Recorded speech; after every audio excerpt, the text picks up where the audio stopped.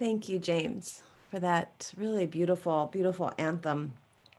I'm especially sitting here holding Lindy and her family in my heart this morning. So thank you, Susan, for the beautiful acknowledgement of her and her family. Well, I don't know about you all, my friends, but definitely hope and heartbreak have had lots of time to meet recently, and my emotions have been riding some pretty mighty waves these last few weeks and months. Disappointment and sadness, fear, and then a little bit of hope and disgust and frustration, and then a little bit of hope, and then anger and horror and confusion, and then some hope. It's like these huge waves kept coming with these little blips of pause where hope could seep in just a little. And then this past Wednesday at 11:47 in the morning, relief came, this full, robust tears of joy as I watched the first woman vice president be sworn into office. And I felt like a surfer who had just conquered some huge wave. But then yesterday, hearing the news of our beloved Lindy, that she had passed, I once again felt the power of a new wave coming, a pain, a grief, a wave of grief and sadness. I'm wondering if you've ever been surfing. Now, I have, or at least I'll say I have tried. I don't know if getting up on the board just a few times and riding tiny little waves into the shore actually counts as surfing, but I definitely tried.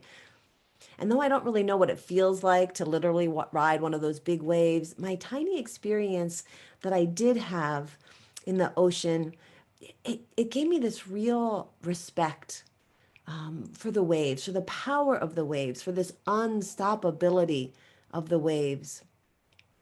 And it also gave me this opportunity to learn to trust that there would be moments of pause in between the waves. In my few surf lessons, I learned that it's how I use those moments of pause between the waves that would help determine how I would fare riding the next wave coming. Panicking about an approaching wave never worked, nor did turning my back and trying to pretend a wave wasn't coming. That was probably the worst. Well, literal waves aside, I think each of us do experience that ongoing power of emotional waves in our lives. And much like the pause in between the literal ones, I think it's the pause and that stillness in between our strong emotions that can help us navigate what is to come. And it's that relationship between the power and the pause of our emotions that I want to address today. Let's talk about that power first, right? Several weeks ago, we saw many strong emotions on full display at the Capitol. As I watched the news that day, I took a moment and I stepped back from the content and my horror at the content of what was happening. And I just started watching and became fascinated by this raw force of emotion that seemed to be on display. As I watched these horrendous acts of destruction, it looked like I was witnessing some deep pent up anger or some monstrous demon of emotional angst being released and just given body and voice to express itself. And such raw, unfiltered energy on full display spoke volumes about this power of emotion and the power of conviction of belief that bolsters emotional explosiveness. I think we can all agree that this kind of emotional display is not helpful. It's not helpful, I think, for the givers or the receivers of that emotion. And I think it makes it really hard to have any kind of empathy or compassion for any level of hurt that the anger may actually be covering up. I use the example of the insurgency not to justify or validate the actions on that day, because of course they are not justifiable. But I use it as an extreme example of emotional energy, of unbridled and egged on emotional buildup. It reminds me of the Zen story of when a samurai approached a Zen master and he was asking him about whether heaven and hell existed. So the Zen master looked at the samurai up and down and asked him, "Are you a soldier?"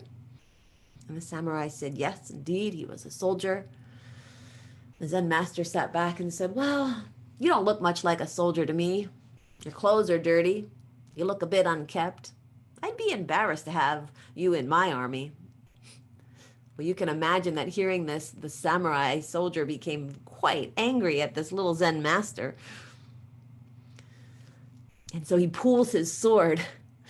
And then the master says, "Oh, well now, they even gave you a sword, huh? I doubt you even know how to use it properly. I'm impressed that you didn't kill yourself drawing it from the scabbard." The samurai was so angry he raised his sword above his head and he intended to slice that Zen master in two. And then the master said, "Here, here now opens the gates of hell." And at that moment, a light bulb went off in the samurai's head, and he took his sword and he replaced it back into the scabbard, and he bowed his head at the monk. And then the monk said, "And here now opens the gates of paradise." In witnessing the kinds of displays of emotional outburst at the Capitol, it was as if the gates of hell were opened for many. Emotions have power and can be frightening. I wonder sometimes if perhaps it's knowing this that many of us then turn to what may seem the safer extreme and commit to the sacred mantra of the practice of non-emotion. Now, I am sure you know what mantra I am referring to, and perhaps you have even used it today.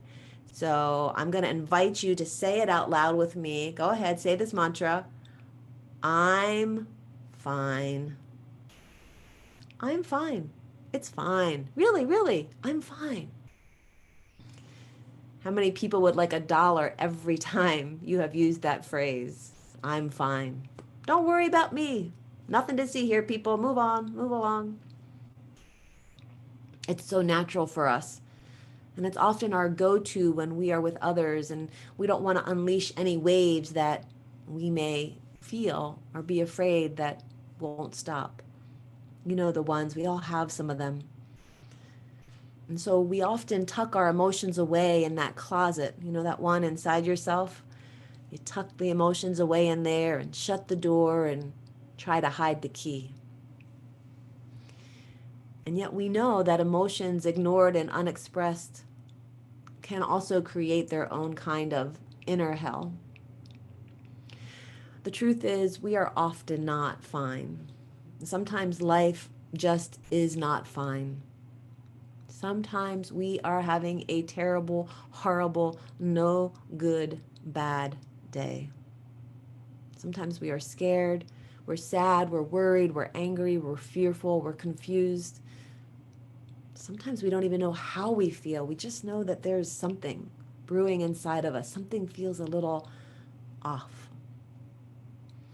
When naming these things can be scary, and we can think that somehow if we name them, we make them worse.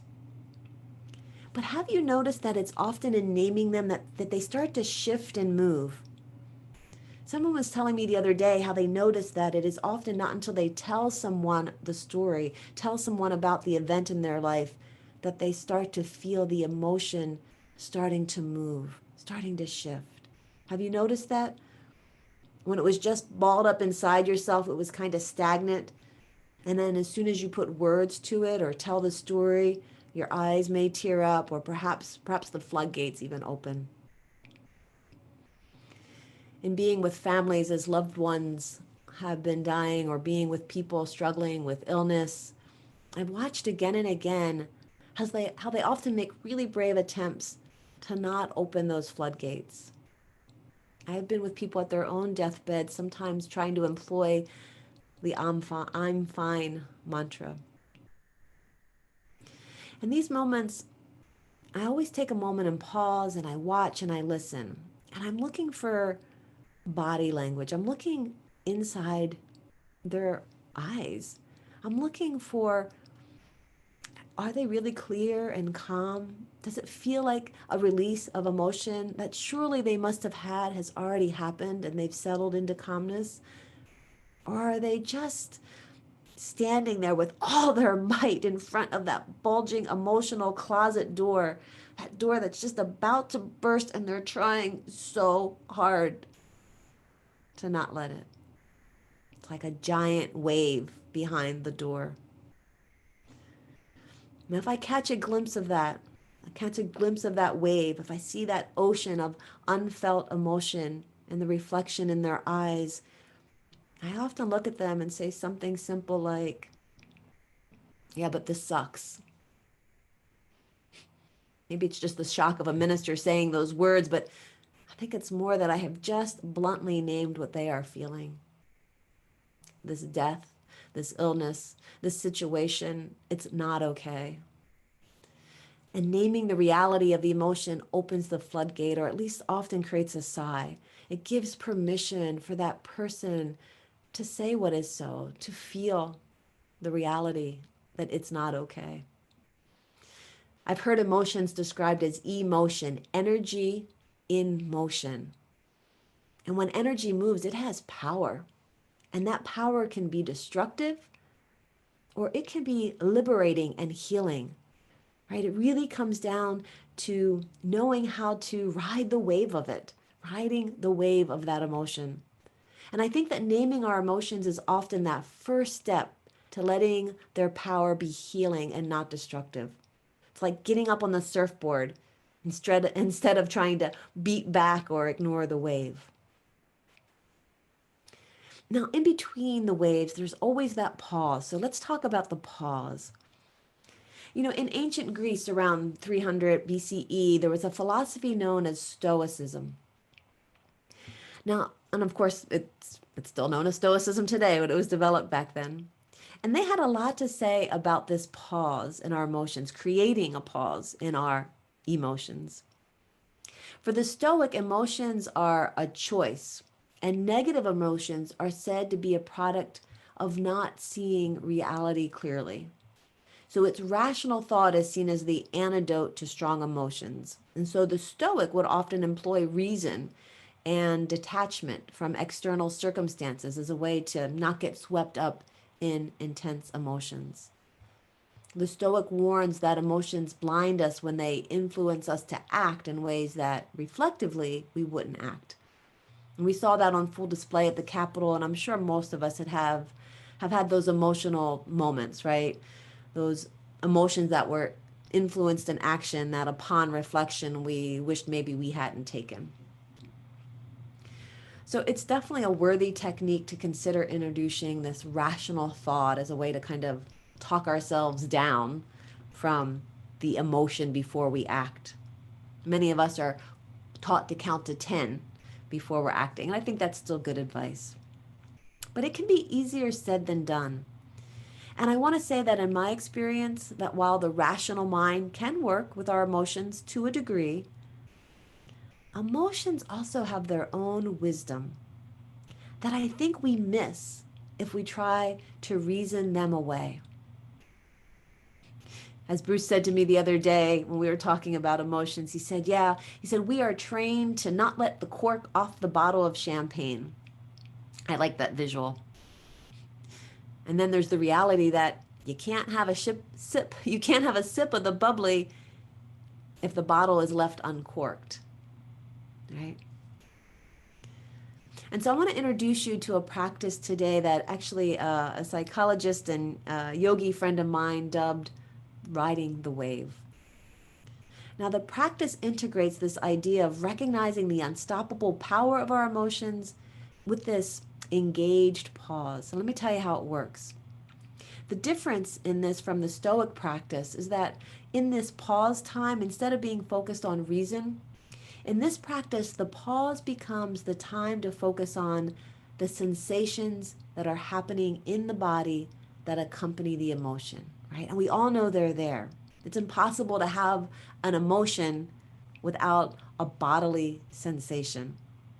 Contemporary neuroscience recognizes the limbic brain, this midbrain between the frontal lobe and the brainstem, and that's the seat of the fight and flight reactivity response, sometimes also referred to fight, flight, or freeze, because those are our three typical responses when intense emotion comes up, when that instant rise of energy comes. So this part of the brain can drive us to react in certain ways that may fall outside of our awareness. It's like we react before we even have a chance for the rational mind to get in there. I'm sure you've had that experience, right? All of a sudden you find yourself right in the middle of an emotion, wondering where it came from. Sometimes these emotions are triggered by a memory of something or just something that happens. And when these emotions are triggered, what's happening is a wash of chemicals are flooding the system, and this creates the emotional sensation, right? We sometimes feel like the stomach gets tight, or you can feel even nauseous sometimes, or their chest gets tight, or maybe a headache comes on, or all kinds of different physical sensations that let you know, I'm scared, I'm sad, I'm, fill in the blank. And that's the moment that we often want to either fight or flight or freeze. Anything we can do to get away from the sensation, right? It's like, oh, here that sensation comes. What am I going to do? Distract myself, do something different, try to talk myself out of it. Right. But in this riding the wave practice, we actually utilize those sensations, just like the surfer has to utilize the power of the wave. It ain't surfing if you just go under the waves all the time, right? If you're a surfer, like sometimes the wave comes and you're not ready, you can dive under. But if you keep doing that, you never actually get to surf the waves. And hey, I think the surfer is out there to surf the waves. So here's how this works. Something happens, an emotional energy is released in the body, sensations in the body start to build, and then as you feel that, as you start to feel that sensation, at whatever point you start to feel them, you take a breath and you do something interesting. You go towards the sensation instead of away. And I know that sounds counterintuitive, but you go towards the sensation.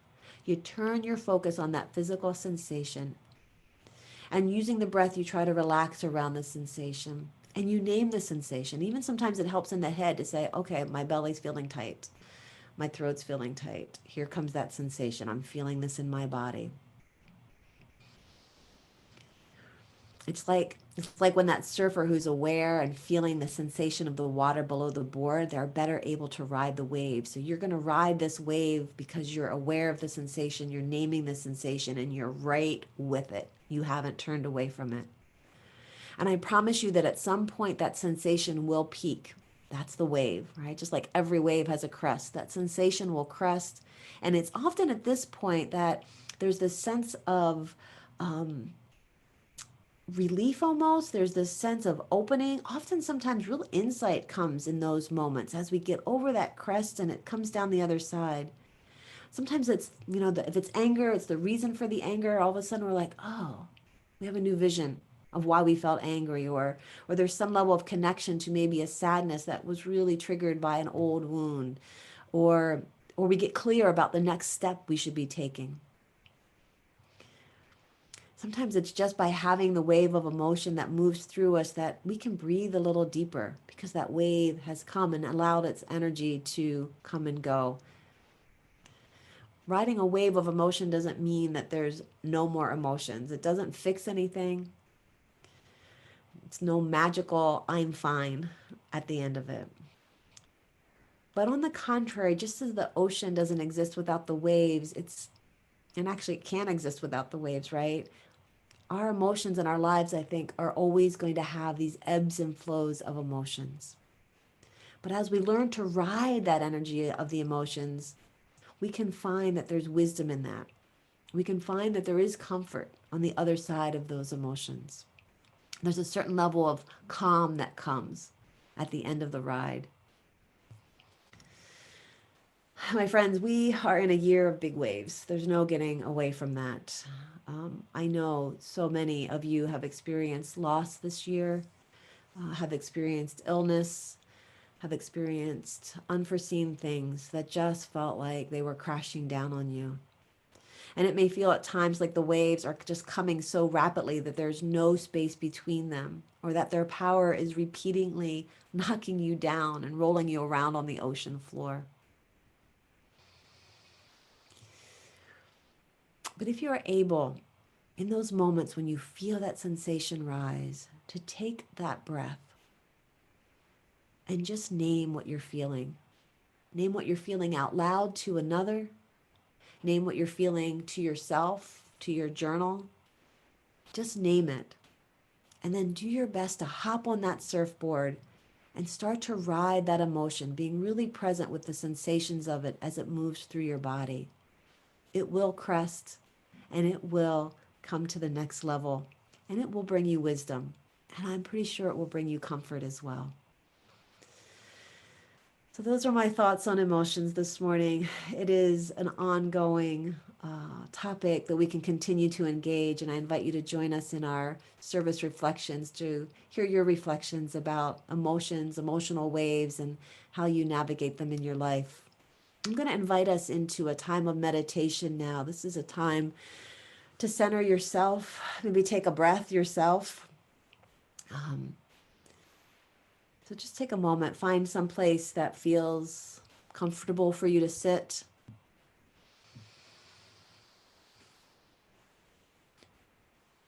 Maybe take a breath into your belly and just notice if there's any emotions that are there for you right now.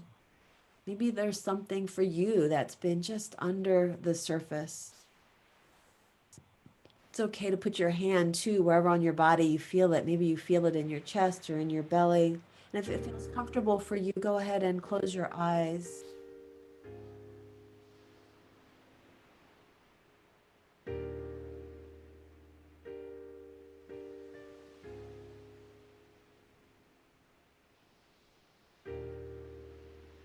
Start to become present for yourself. Take this moment.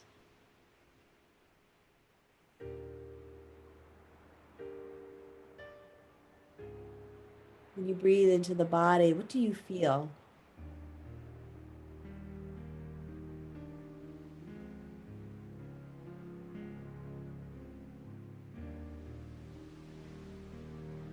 Is there a closet somewhere inside there that might be stuffed just a little too full?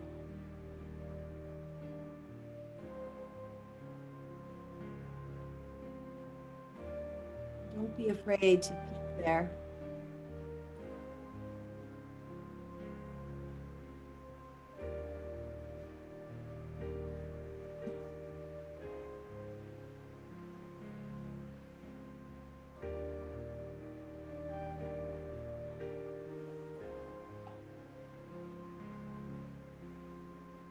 And the willingness to feel there is healing.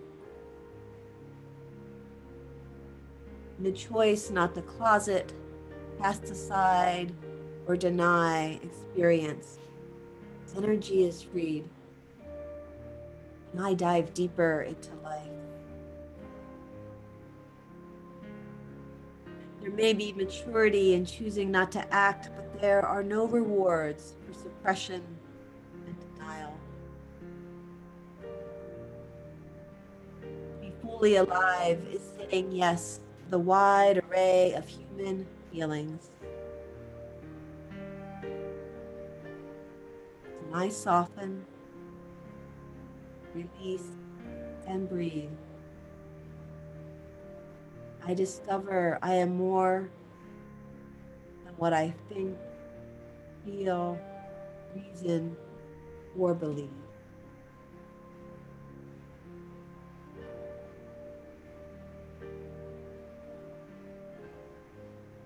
Allow yourself to be present. If fear comes, let it come.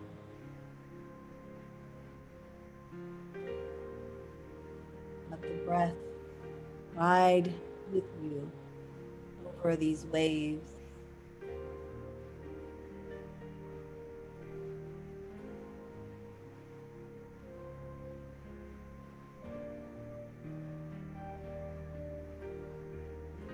Know that with each wave, a new emotion comes. There will be a pause in between them, and you will gain strength and courage to be with whatever comes. And when you fall, that's okay.